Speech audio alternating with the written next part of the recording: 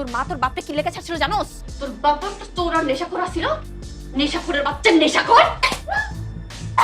তাণ্ডবের পর এবার নতুন সিনেমা নির্মাণ করতে যাচ্ছেন রায়হান রাফি। রোমান্টিক অ্যাকশন ঘরানার বাইরে এবার তিনি নিয়ে আসছেন ভৌতিক সিনেমা, যেটির নাম শেয়ানা। সিনেমাটিতে অভিনয় করতে যাচ্ছেন সিয়াম আহমেদ ও চঞ্চল চৌধুরী, এমনটাই খবর।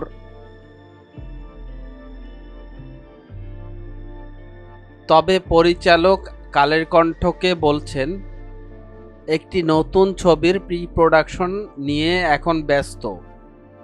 তবে ছবিটির নাম শেয়ানা নয়।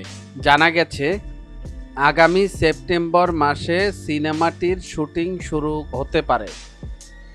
এরপর ঈদের বাইরে আসন্ন যে কোনো সময় মুক্তি পেতে পারে।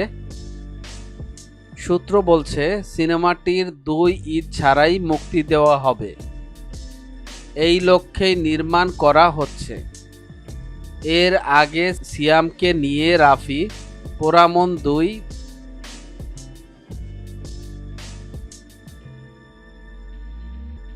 দামাল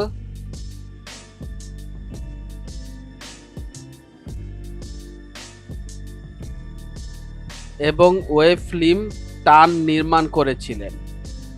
সর্বশেষ এই পরিচালকের তাণ্ডবেও সিয়াম ক্যামিও চরিত্রে অভিনয় করেছিলেন।